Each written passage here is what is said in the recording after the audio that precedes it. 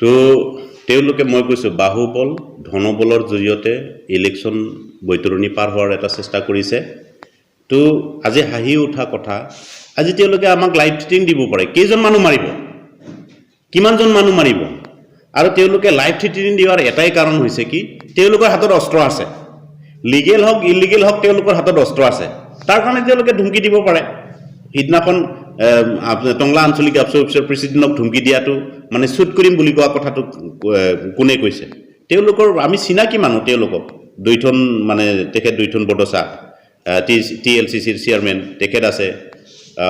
আৰু তাৰ লগত কেইজনমান ব্যক্তি আছে মানে নেপথ্যত তেওঁলোকে বেয়া কি কথা কৈছে তো তেওঁলোকক আমি চিনি পাওঁ আৰু তেওঁলোকৰ হাতত পিস্তল থাকে বুলি আমি জানো আৰু তেওঁলোকে লাইসেন্স লৈ পেলাই বা প্ৰশাসনৰ পৰা কি ধৰণে লৈছে আমি নাজানো তেওঁলোকৰ হাতত পিস্তল থাকে গতিকে এই ধুমকি বাহুবল ধনবলৰ আৰু এতিয়া ৰাইজৰ কাম নাই ৰাইজৰ লগত ভুলাব নোৱাৰে আমাক ভয় খুৱাব নোৱাৰে আমি ৰাইজৰ কাৰণে জীৱন দিবৰ কাৰণে ৰেডি আছো কোনোবাই আমাক লাইভ থ্ৰেটিং দিছে আমি তাৰ কাৰণে ডাঙৰ মেটাৰ নহয় বহুত ডাঙৰ আন্দোলন আমি পাৰ কৰি আহিছো আবাৰ বহুত মানুহ মানে সুপ্ৰিম সেক্ৰিফাইস কৰি আহিছে তেওঁলোকৰ জীৱন দান দিছে তাৰ কাৰণে আমিও আজি ৰাজনীতি নামত ৰাজনীতি কৰিব অহা নাই ৰাজনীতি শাসন ভাৰ লৈ পেলাই আমি এছ কৰিব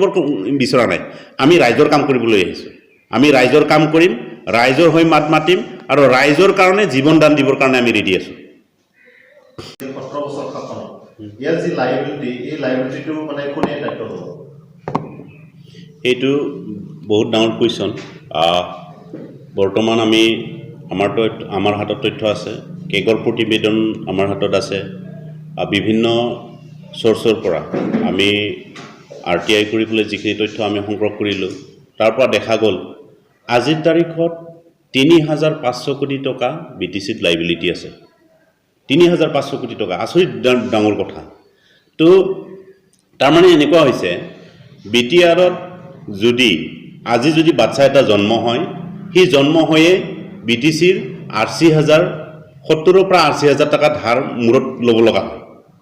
আচৰিত ধৰণৰ কথা মানে তো আজি ইমানখিনি লাইবিলিটি থকাৰ পিছত কাইলৈ সেই লাইবিলিটিখিনি দায়িত্ব কোনে ল'ব আমি UPPL চৰকাৰ গঠন কৰাৰ পিছত তাৰ ব্যৱস্থাটো কি হ'ব আমি ক'ৰ পৰা সেইটো সোধাম আমাকতো 3,500 কোটি টকা আমাক দিয়া নাই গভৰ্ণমেণ্টে স্পেচিয়েল সেন্ট্ৰেল গভৰ্ণমেণ্টৰ পৰা স্পেচিয়েল পেকেজ আমাক 1500 কৰোৰ টকা দিব 3 বছৰৰ কাৰণে দিব তো 1500 কৰোৰ টকাত আমি লাইবিলিটিটো কেনেকৈ মাৰিম গতিকে স্পষ্ট কথা হাগামা মহিলাৰ দিবে ইয়াৰ উত্তৰ দিব লাগিব আৰু ইয়াৰ জবাবদিহি হ'ব লাগিব ইয়াৰ দায়বদ্ধতা ল'ব লাগিব নহলেতো আৰু সিধা কথা গভৰ্ণমেণ্টৰ এটা ৰুল আছে যাই দুৰ্নীতি ভ্ৰষ্টাচাৰ কৰিব আজি জুৱেল গাৰ্লুছাৰ পৰা আৰম্ভ কৰি পেলাই RS খানৰ পৰা আৰম্ভ কৰি পেলাই উত্তৰ কাছাৰৰ লালু প্ৰসাদ যাদৱৰ পৰা আৰম্ভ কৰি পেলাই তেওঁলোকৰ যিটো অৱস্থা আছে আমাৰ মাননীয় হাগ্ৰামা মহিলাৰ দিবৰ অৱস্থাটো হয়তো সেই অৱস্থালৈ যাব লগা হ'ব পাৰে তো সেই কাৰণে তেওঁ বাহুবল লৈ পেলাই ধনবল লৈ পেলাই যিকোনো প্ৰকাৰে আমাৰ সমগ্ৰ এডমিনিষ্ট্ৰেটিভ লেভেলক মেনেজ কৰি পেলাই মানুহৰ পৰা মানে টকা পইচা দে ভোট কিনিবৰ কাৰণে তেওঁ ৰেডি হৈ গৈছে কিন্তু আজি তাৰিখত মানুহ ইমান মূৰ্খ হৈ থকা নাই যে মোৰ বিবেকটো মই 1000 টাকা 2000 টাকা 50 টাকা 20 টাকাত মই বিক্ৰী কৰি দিম এই ইয়াত নাই আজি ৰাইজ সেইটোত নাই মানুহ ভুগিছে মই এটা সৰু উদাহৰণ দিছো এজন ঠেলাৱালাই আজি তাৰিখত মানুহ হিচাপে জীয়াই থাকিবৰ কাৰণে যিখিনি মৰ্যাদা লাগে সেই মৰ্যাদাটো তেওঁ পোৱা নাই এজন ঠেলাৱালাই সদায় ভাবে মই ঠেলাৱালা হিচাপে জন্ম লৈছো মই ঠেলাৱালা হিচাপে মানে মৰি যাম হি ঠেলাৱালাজনে কাম কৰিয়ে থাকিব কিন্তু তাক এটা মৰ্যাদা আমি দিব লাগিব তাৰ বেসিক নিডস তাক এটা ধুনীয়া থকা ঘৰ খোৱা পানীৰ ব্যৱস্থা